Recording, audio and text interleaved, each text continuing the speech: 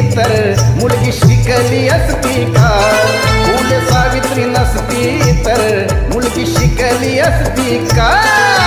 सावित्री नसती तर मुलगी शिकली असती का? फुले सावित्री नसती तर मुलगी शिकली